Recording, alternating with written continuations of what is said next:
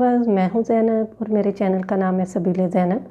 जैसे आपको मालूम है कि मेरा चैनल बनाने का मकसद पाकिस्तान के वो इलाके जहां पे स्पेशल सेंटर घरों से दूर हैं, वो ज़्यादा माजूरी होने की वजह से वालिदैन अपने बच्चों को स्पेशल सेंटर नहीं भेज सकते, तो वो मेरे इस चैनल से फ़ायदा हासिल करें और घर बैठे अपने बच्चों को पढ़ाएँ लिखाएँ सिखाएँ और माशरे का एक कारआमद रुकन बनाएँ।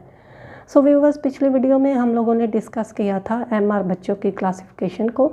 आज की इस वीडियो में हम लोग डिस्कस करने वाले हैं एमआर बच्चों की स्पेसिफिक लर्निंग डिफ़िकल्टीज़ को।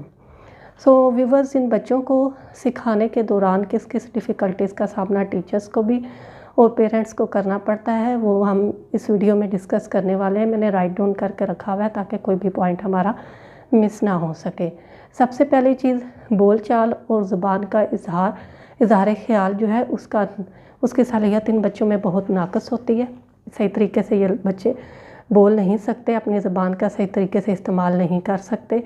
कमज़ोर समई और बसरी यादाश्त होती है, यानी कि सुनी हुई मालूमात को और देखी हुई चीज़ों को ये बच्चे ज़्यादा टाइम याद नहीं रख सकते। ग्रॉस और फाइन मोटर स्किल्स जो है उनमें अमहंगी नहीं होती, गैर मुस्तकिल मजाजी होती है। माशरती अदम तवाज़न होता है इन बच्चों में। यकसुई की कमी होती है बहुत ज़्यादा इन बच्चों में। क़ुव्वत मुशाहिदा इनकी बहुत कमज़ोर होती है। नशोनुमा के मुख्तलिफ़ दायरा कार जो हैं उनमें गैर मुसावी ताख़ीर होती है इन बच्चों की। तख्लीकी क़ुव्वतों का फ़ुक़दान होता है। इनकी दिलचस्पी जो होती है वो बहुत थोड़े टाइम के लिए किसी भी काम पे होती है। ज़्यादा टाइम ये किसी भी काम में अपनी दिलचस्पी बरकरार नहीं रख सकते ये बच्चे।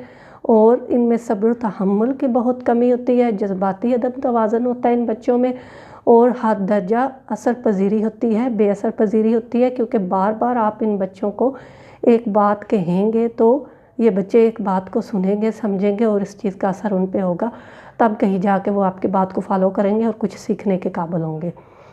एक एमआर बच्चा जो है उसको एडिटरी और विजुअल नकाइस की बिना पर उसको मॉडिफिकेशन की लाजमी ज़रूरत होती है।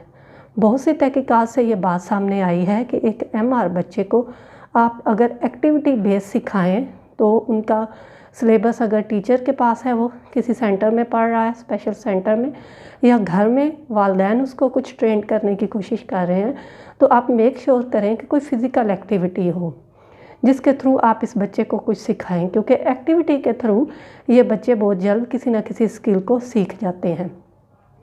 नाकामी को बर्दाश्त करने का इन बच्चों में बहुत कम हौसला होता है। ये बच्चे जो है इन बच्चों को मायूसी से बचाने के लिए ज़रूरी है कि आपको बच्चों की नाअहली का पता हो। आपको इस चीज़ का पता हो कि इन बच्चों में कौन सी चीज़, कॉन्फिडेंस की ज़्यादा कमी है, इन बच्चों में डर या खौफ ज़्यादा है, इन बच्चों में बोलने में कोई प्रॉब्लम है, ये बच्चे जो हैं वो किसी के सामने डर जाने से शाय फील करते हैं। आपको इस चीज़ का पता होना चाहिए कि हमारे बच्चे में कौन सी चीज़ सबसे ज़्यादा है, कौन सी डिसेबिलिटी या कौन सा एहसास सबसे ज़्यादा है, उसके मुताबिक आप वो एक्टिविटी बनाएं। एक एमआर बच्चा जो है वो उसकी ज़हनी नशोनुमा जो है वो तो रुक जाती है और इस वजह से वो किसी भी मसले को हल करने के लिए सोच समझ कर, सोचने समझने की सलाहियत से वो कासर होता है। सोच समझ कर मसले को हल करने और फिर उसको आगे लेके चलना इस चीज़ के काबिल नहीं होता है एक एमआर बच्चा, और ना ही वो इस काबिल होता है कि कोई भी काम जो आप उसको दें वो ऐसन अंदाज में कर सकें। इसलिए पे दर पे नाकाम होने की वजह से, नाकामियों का सामना होने की वजह से वो कबल अज़ वक्त ही हथियार डालकर हाथ ऊपर खड़े कर देता है कि भाई मैं नाकाम इंसान हूँ और मैं ये काम नहीं कर सकता। मीनवाइल तो वो नाकामी जो है उसको अपना मुकद्दर समझने लग जाता है। इन बच्चों को मायूसी और नाकामी से बचाने के लिए ज़रूरी है कि जो भी एक्टिविटी आप इनसे करवा रहे हैं वो आसान और सादा कामों से उसकी शुरुआत करें। जब आप ऐसे करेंगे, आसान और सादा कामों से उस एक्टिविटी की आप शुरुआत करेंगे, तो वो बच्चा जो है आसानी से उस एक्टिविटी को कर लेगा। और सबसे मेन चीज़ कि एक्टिविटी जो है वो एक खुशगवार माहौल में होनी चाहिए, जहाँ पे शोर शराबा ना हो, जहाँ पे कोई लड़ाई झगड़ा ना हो, सुकून हो, कि ताकि इन बच्चों की तवज्जो इधर से उधर मबजूल ना हो सके। मैंने आपको पहले बताया था कि इन बच्चों की तवज्जो एक जगह पे रखना बहुत मुश्किल होता है, क्योंकि इनकी तवज्जो का दौरानिया बहुत कम होता है। इसलिए इस बात का आप श्योर करें, मेक श्योर करें कि जो आप एक्टिविटी इन बच्चों को करवा रहे हैं वो एक खुशगवार माहौल में हो और सादा काम से उसका आप शुरू करें उस एक्टिविटी को। उसका आपको ये फ़ायदा होगा कि जो भी स्किल आप इन बच्चों को सिखाना चाहते हैं, ये बच्चे बड़ी आसानी से वो स्किल सीखेंगे और फिर एक एक्टिविटी से बड़ी जल्दी दूसरी एक्टिविटी पे चले जाएंगे। आप जो भी एक्टिविटी इन बच्चों के लिए बनाएं, उस एक्टिविटी को आपका मेन टास्क यही होना चाहिए कि हमने अपने बच्चों का एतमाद बहाल करना है, क्योंकि इन बच्चों को एक्टिविटी के थ्रू पढ़ाने का तसव्वुर ही ये है कि आप जो है अपने बच्चे का एतमाद बहाल करें। ये नहीं कि एक्टिविटी इस तरह की हो कि वो एतमाद बहाल होने के बजाय और ख़राब हो जाए। इन बच्चों में पुअर सेल्फ कॉन्सेप्ट होता है। एक MR बच्चे की रोज़ाना की जो एक्टिविटी है वो आपको बताती है कि वो क्या कर सकता है और क्या नहीं कर सकता। कामयाबियों और नाकामियों का असर इसके एतमाद पर पड़ता है। बार बार की नाकामी और नामुरादी से दोचार होने के बाद इन बच्चों में कुछ एहसासात पैदा हो जाते हैं, जिसमें डर, एहसास कमतरी, तोड़ फोड़, इंतहा पसंदी, नफ़रत, बुज़दिली, हिजानी कैफियत, एहसास महरूमी, इस तरह के एहसासात जो है ना वो इन बच्चों में पैदा हो जाते हैं। अगर आप अपने बच्चों को इन एहसासात से बचाना चाहते हैं तो आपको चाहिए कि आप उनकी खुलकर तारीफ़ करें।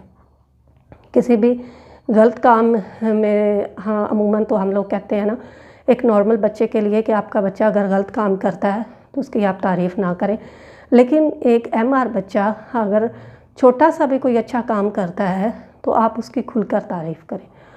और अगर वो गलत कर भी देता है तो आप उस बात को सब्र व तहम्मुल से बर्दाश्त करें। मैंने अपने प्रीवियस वीडियोस में भी आपको बार बार यही कहा था कि एक स्पेशल बच्चे को काबिल एतमाद इंसान, एक स्पेशल बच्चे को कामयाब इंसान बनाने के लिए ज़रूरी है कि वालिदैन जो हैं वो सब्र व तहम्मुल का दामन हाथ से ना जाने दें।